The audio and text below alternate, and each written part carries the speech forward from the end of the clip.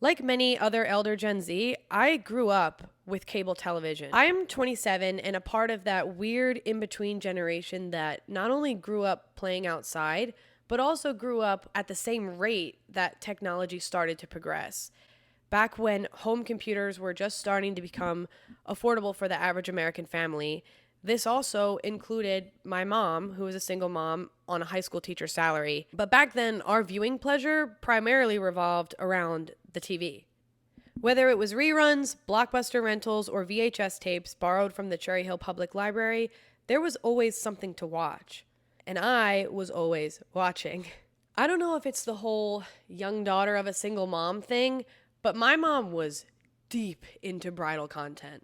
Say Yes to the Dress, Four Weddings, Bridezillas, rom-coms, we had them all on constant rotation. And even though she often watched them alone, we only had one TV at this time in our little house, so I was usually in the room by default or within earshot of these programs. For my young divorced mom dealing with two very hyperactive young kids, this wasn't just entertainment. It was escapism, it was fantasy, it was hope dressed in white. She'd call me in from another room and point out some Tool nightmare on the screen and say, I can't wait till you get married. As a side note, it does strike me how my mom never inserted herself in these fantasies. It was always me. It was never her dream wedding or her dream remarriage. It was mine. But not in like a weird toddlers in tiaras living vicariously through your daughter kind of way. It was much gentler than that, much sweeter, much softer, and because of this, I also grew to love these programs. I also grew to have an affinity for bridal media. No matter how ridiculous or unrealistic this reality TV was, I really liked it. It was something that brought us close together. And now, in my late 20s, every time I fucking open my phone, somebody else is engaged. I can't help but look back on the media that I grew up on and notice the ball gown shaped hole in today's popular media. So it brings me to this question that I haven't seen too many people talk about. What the hell was going on with all of the bridal themed content in the early 2000s, and where did it go?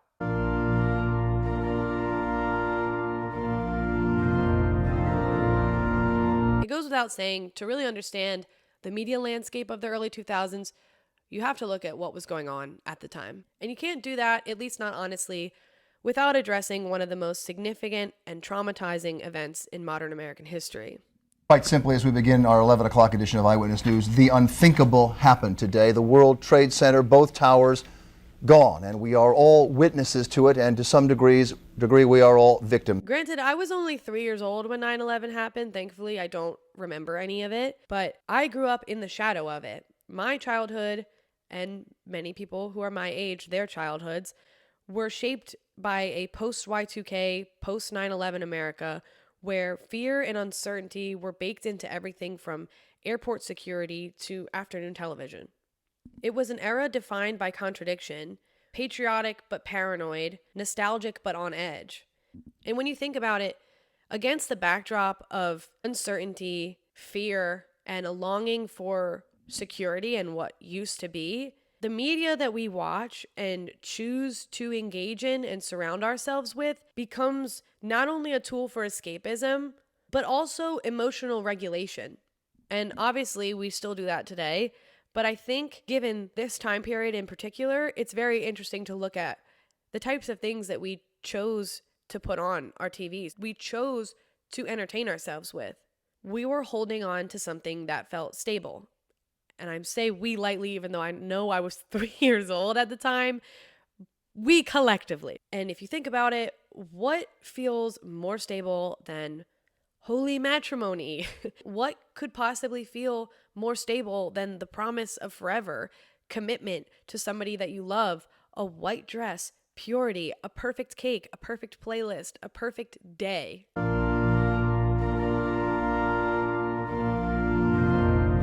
Something that also I want to touch on is that gender, and especially girlhood, coming out of the 90s and early 2000s to 2010s was extremely performative. I think of the rise of the video vixen archetype in hip hop and R&B music, with these hypersexualized, hyper glamorous women on display like accessories to their rap star. I loved the MTV channel. I loved watching music videos.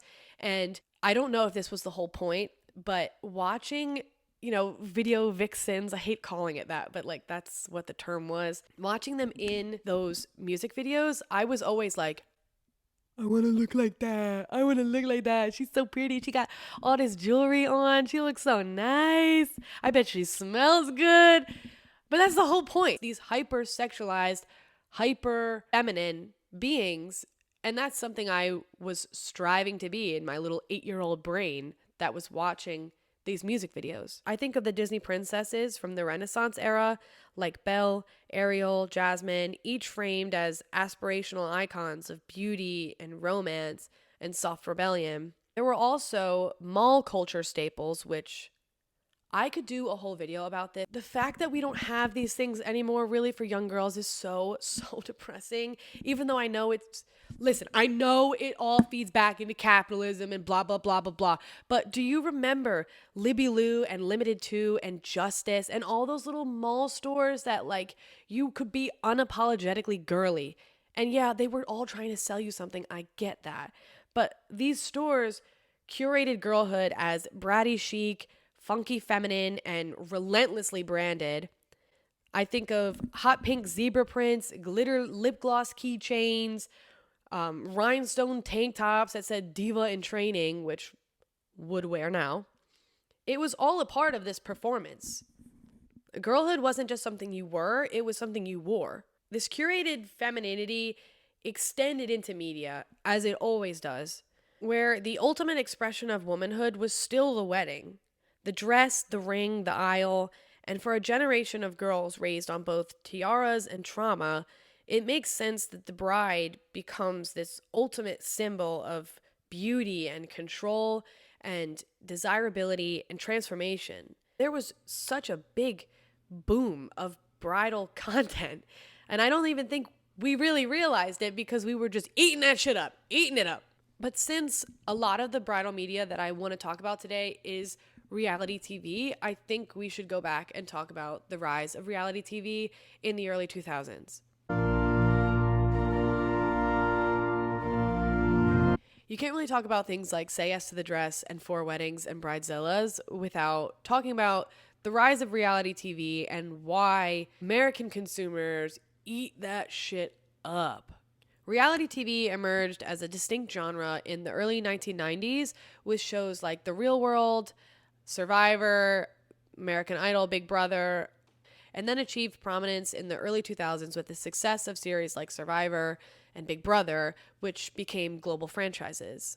Reality TV took a little bit of a decline after 9/11, which led some people in the entertainment industry to speculate that reality TV had sort of run its course already and there wasn't really an interest in it. However, during the 2000s, several cable networks like Bravo, A&E, TLC, VH1, and MTV changed a lot of their programming to predominantly feature reality TV shows. As somebody who only had cable growing up, we didn't have any of those extra special channels, I was glued into MTV's reality shows, like probably in ways that were not suitable for my young plastic developing brain. I was watching things like Made, Sweet 16, fucking what's the other one? Oh, Teen Mom, Hello, The Challenge, Real World, not My Strange Addiction. What's that one? True Life. Oh my God. That I was exposed to things I shouldn't have been exposed to, but I can talk about that later. Coupled with its consumer appeal, reality TV also costs way less to produce. When you don't have to pay mainstream actors their insane rates and wages because you're just picking off some random person off the street and putting them in front of a camera. Also, you don't need to build all these massive sets. You can shoot on location. It's just way cheaper for media companies to produce reality TV. And again, the American consumer apparently loves this stuff. It's a win for both viewers and producers because everybody gets what they want. And in entering into like the economic crisis of 2008, this shit's so much cheaper like to produce, and it's going to make everybody money, and yay money, yay happy money, yay. So when you tie the rise of bridal themed reality TV with the emotional and aesthetic norms of that era, real people, real drama, but for all intents and purposes, real drama, and aspirational femininity. That shit sells, and we are nothing if we are not buying and consuming and eating.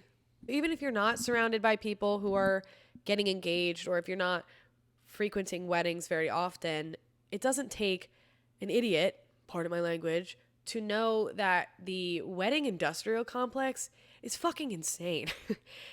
The amount of money that people spend on one day and aspire to be able to spend on one day is asinine. And that's not to say that that's not something I want. I still want my fairy tale princess wedding, don't get me wrong. But it also brings me back to this point of women are always performing, and you can break that down into so many different ways, into so many different categories. Womanhood is performance. And I can't think of something that is a better example of that than a wedding. Womanhood is a performance not just for men, but for other women. And when I think about that aspect, I think about the show Four Weddings, which the premise is fucking insane from a marketing standpoint, or like from a, TV production standpoint, is a brilliant concept. Have four women of varying backgrounds of social and economic status thrown into a competition where they rate each other, including themselves, and whoever wins gets an all expenses paid honeymoon. Like, girl. Meet Gina, a fun-loving bride from Fort Lauderdale. The theme of my wedding is thrift store meets like boats, I guess, with Cirque du Soleil undertones. And meet non-traditional bride Dina, who hopes her wedding will make a big splash. My wedding will be underwater at SeaWorld. Tickets are open to the public at Ticketmaster.com. I arrive at Gina's wedding. Instantly, I notice there's no chairs. It's raining. I caught pneumonia. At the cocktail hour, Dina served enchiladas, corn on the cob. There was a mashed potato bar, a seafood bar, a taco bar, mac and cheese. There was also a photo booth where Dina was dressed as Shamu and you could take a picture with her. And I chose not to do that. While I was eating, a Cirque du Soleil performer fell off his trapeze and landed on me. I'm giving Dina's wedding a 5 out of 10. It made me uncomfortable that her fiance did not show up and the salmon was undercooked. I'm not here to defend whether or not trashy reality TV is good or bad for you, but the whole point is you can't deny that that shit's not entertaining, because it is. Something else that I came across when researching for this video, which I find very interesting but also not at all surprising, is the idea that TV and television program versus traditional media and film has historically been viewed as more lowbrow, i.e., more feminine. In her dissertation, Post-Feminism, Shaming, and Wedding-Themed Reality Television, Catherine P. Zakos cites the analysis of Laura Mulvey, who first coined the term male gaze. Much of early cinema and media portray female characters through a male gaze. The spectator is virtually always constructed as male, which can be seen in a way that women in films are displayed as if to be looked at, and men in films are positioned in such a way to be identified with the audience. As a result of this, many women shifted their focus to television for a better representation of themselves. Thus, television became seen as more lowbrow in comparison and negatively dubbed more feminine. Who would have thought? Hi, I'm editing and I realize I made a mistake. I'm about to say Douglas in this next clip. I just want to be clear, I'm referring to Susan Douglas. Catherine Zakos cites Susan Douglas in her article, but I just want to make sure everyone is correctly credited. Douglas also identifies reality TV as one of the primary vehicles for what she calls enlightened sexism. It's a cultural mode that pretends to empower women while subtly reinforcing regressive and patriarchal ideas. Enlightened sexism, based on the notion of enlightened racism, is defined as a school of thought that takes the gains of the women's movement as a given and then uses them as permission to resurrect retrograde images of girls and women as sex objects, bimbos, and hoochie mamas, still defined by their appearance and their biological destiny. Enlightened sexism has led to an explosion in makeover, matchmaking, and modeling shows. There is a current trend in media and popular culture that involves watching and deriving pleasure from ridiculing certain texts and portrayals of women, under the assumption that we, the viewers, are above it all. This hate watching is in effect another example of shaming, but in this case it is generated by both the audiences and the contemporary media environment. She outlines 10 reoccurring themes in reality TV that serve this agenda. Women are to be judged first and foremost by their appearance. Women need to compete over men. Women can't get along with one another and will stab each other in the back. Women are overly emotional and obsessed with relationships. Women should be sexy, but not overly sexual. The worst thing a woman can be is a bitch. Strong women are bitches and rich women are bitches. African American women are lazy, threatening, have a chip on their shoulder, and are not marriage material, or all of the above. Except for Tyra Banks. This is a direct quote. Women, especially blondes, are shallow, materialistic, and live to shop. Housework and child rearing are a woman's domain. Reading this, I think back to all of the shows I used to watch and how much of a guilty pleasure they are because they literally tick off every single box from that quote. They all showcase women in a negative light, but I ate that shit up. I kept coming back. I think of The Real World, Jersey Shore, as somebody who's from New Jersey. Unfortunately, that was religion here. For Weddings, America's Next Top Model, The Challenge. These women were commodified and packaged into these prefixed, predetermined ideas of who they should be and what kind of characters they would be on the show. Though they were reality TV shows, you always had these stereotypes: the whore, the homewrecker, the shit starter, the dumb blonde, the uptight conservative. The list just goes on, and they were always somehow there in some way. Especially on shows like The Challenge, with a few exceptions, the women never lasted long. There were some that I stanned really hard. I forget her name, but she had like red hair and like piercings, like feathers and shit. She was a fucking beast.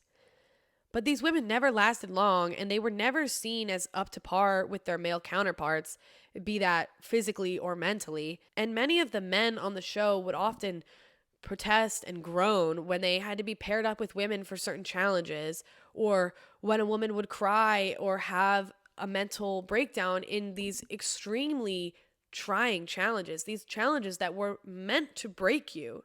And when the women would break first, it was always seen as they were not adequate competition for the men on the show. And while these shows were famously pitched as empowerment or empowering, think of America's Next Top Model, giving these girls a chance to become a model, they were ultimately built on disciplining femininity and pushing these girls into boxes, punishing ambition, pitting women against each other, and showcasing conflict as the only way that they communicated, with cattiness, brattiness, all of it. Even For Weddings, a show on paper that's about love and a celebration of matrimony, leaned into the competitiveness, the judgment, and the cattiness, turning every bride into both a contestant and a critic. I also remember several episodes of Say Yes to the Dress that were centered around this grown-up toddler bride stereotype. She was spoiled, demanding, running around the showroom grabbing dresses, being rude to the people that were catering to her, snapping at family members, you name it. Every dress, she's like, been there, done that, don't like that. Crazy about the flowers. The back of it looks kind of trashy. Dress after dress after dress. My mom and I had a love-hate relationship with these episodes because, on the one hand, lavish displays of wealth were not something we were necessarily accustomed to. Both my mom and my dad were teachers, are teachers, and my mom grew up as one of 12 kids, so they didn't have money. Like, money wasn't a thing we had. And you also, when you grow up poor, you kind of have a different, for the most part, you grow up with a different level of respect for people who are in service jobs. Over-the-top displays of wealth weren't just unfamiliar, they were borderline absurd. But that's exactly what made the show so intoxicating for us, is that there was this level of that could never be us, both in a negative and a positive way. One, we would likely never be able to afford to walk into Kleinfeld's and demand a $10,000 dress. And two, we knew that that would never be us behaving that poorly in such a public place or treating the service people so poorly and on film. We were fascinated by the drama and the decadence of these women, both inserting and separating ourselves from these women. Like, in my eyes, as a fucking kid in the early 2000s, a $5,000 wedding dress, excuse me, wow, that may have just as well been $10 million to me because I had no concept of money. But the bottom line is we were entertained. We were coming back for more. My mom had TLC Say Yes to the Dress reruns burned into our TV screen. At the end of it all, these women, I realized, are not just brides. They're not just women. They are carefully crafted characters and caricatures, crafted and edited to be emotionally unstable and excessive, socially oblivious and mentally questionable, morally questionable. They were villains that you loved to hate. And despite all the judgment that we passed from sitting on our couch and watching this on our TV screens, the show still managed to sell us something. And it wasn't just the fantasy of a perfect dress or a perfect wedding. It was the fantasy of being important enough to cause that kind of chaos. And at the time, I didn't have language or knowledge to really recognize what I was viewing or interpret it as anything other than just pure entertainment. I just knew that it was addictive. But now I see that these shows don't just entertain. They've trained us to see womanhood through this funhouse mirror of contradictions. Not to be all Barbie movie, America Ferrera on you, but women have to be beautiful but not vain, confident but not cocky or bossy. They have to know what they want, but they can't be too forward about it. But if they don't know what they want, then they are a mess. It's this ongoing challenge that women face, and women in media are just continually put in these boxes that they can't get out of. Though obviously more polished than reality TV, there was also a huge boom in bridal media in the movies. Let me set a scene for you, okay? It's 2008, you're 26 and you're working full-time corporate. After work, you text your girls on your LG NV2 to go get Cosmos and go see that new movie 27 Dresses. A few months later, it's Dirty Martinis and Maid of Honor. Then a few months after that, The Proposal. Then a few months after that, Bride Wars. Suddenly, it's the end of 2009 and you're wondering why there were so many marriage-themed movies released in such a short period of time. Well, let's be serious for a second. It's not a topic that really goes out of fashion, is it? People are always getting married, so there's always going to be movies about it. But that time period was packed with that specific type of rom-com. Death of rom-coms is its own separate thing, but it's kind of relevant here because so many rom-coms have a wedding plot line, if not the entire concept is about a wedding. My mom also had a pretty fantastic collection of DVDs during this time, and when Redbox came around, we were there all the time. Same thing with Blockbuster, which rip, RIP to Blockbuster. Even with movies versus reality TV, the same tropes are still there. You have the actual wedding being the end goal and this fantasy of love and happily ever after. There's a ton of emotional payoff and fantasy fulfillment that comes with an ending with a wedding. Everything's tied up in a bow and they live happily ever after. And also looking back on these, it's so funny. Like, why did I not realize that Aiden from Sex and the City was in My Big Fat Greek Wedding? Bridal themes and the theme of wedding dominated the space for a long time. I think in a lot of ways because, one, it's an easy, familiar trope. We know that if a movie is centered around a wedding, there's going to be a love interest. There's going to be community, family, friends. Like, it's just an easy backdrop for movies to like advance a plot or like to set the tone or the setting of a movie. It's just kind of easy. I mean, but what do I know? I'm not a director. So, looking back, this is what I have to say about all this. The bridal boom of the early 2000s truly does feel like a cultural time capsule, especially now looking back on it, given today's landscape of reality TV and dating and the way we view love and dating and marriage. The bridal boom of the early 2000s feels like a cultural time capsule, a decade where weddings weren't just milestones, but they were storylines. Reality TV, rom-coms, magazines, all of this stuff that was super popular sold us on the ultimate performance of womanhood being a bride. The ultimate performance of womanhood was walking down the aisle. But, as evidenced by me making this video, that era has faded. That era has come and gone. Obviously, wedding-centric and bride-centric shows aren't completely gone.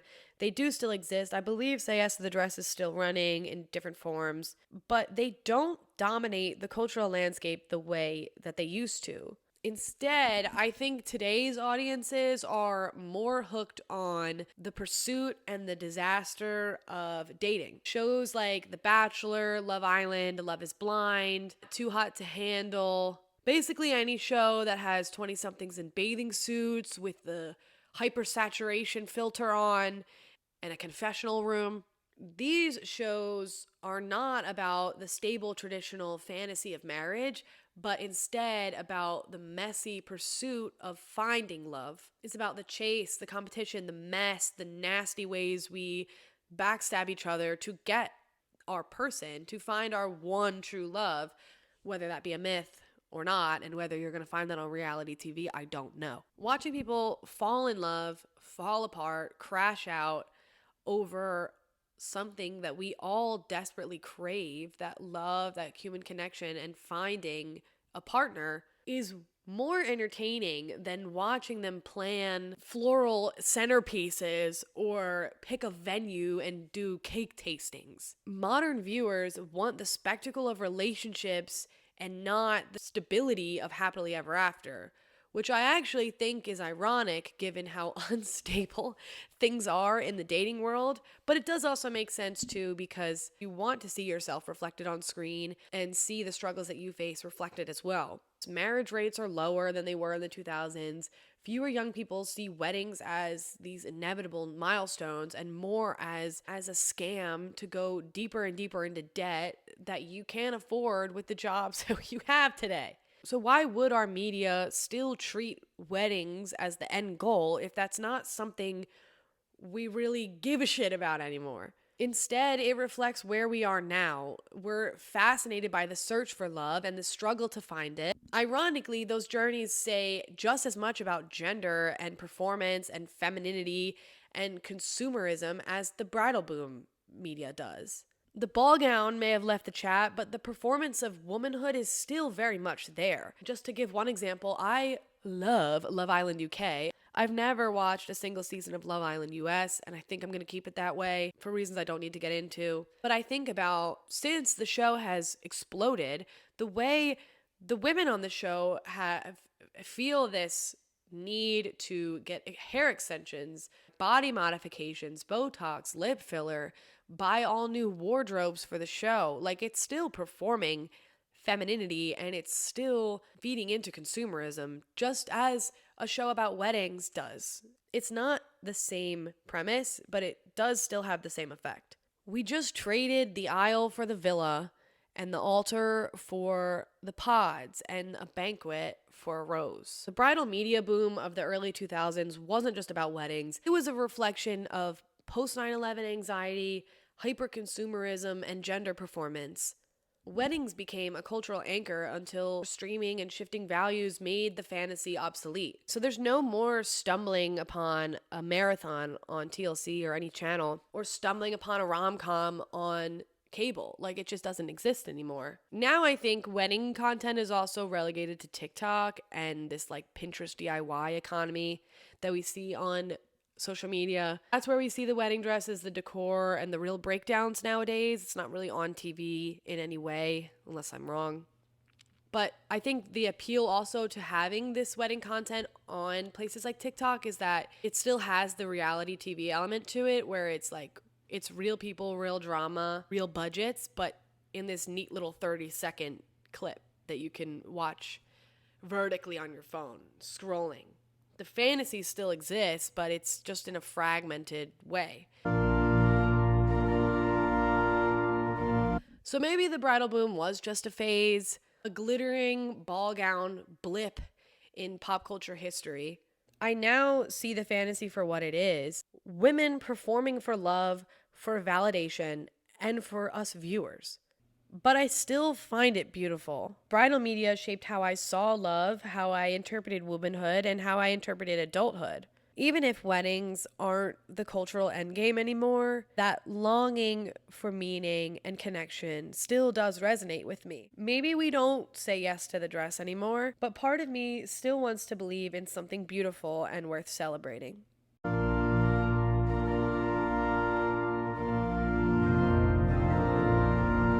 So, if you enjoyed watching this, this is my first attempt of getting out of the trenches of corporate America. Thank you for watching this. My name is Carly.mp4. This is the first video I've ever made, and this is something I've always wanted to do for a really, really long time, and it would be a dream of mine. Oh my god, that's a fucking spider. Timothy Chalamet said that trying is cool again, so here I am. It feels so weirdly dystopian to say this, but if you liked this video, please like, comment, and subscribe. Thank you all for being here. Thank you. Good night.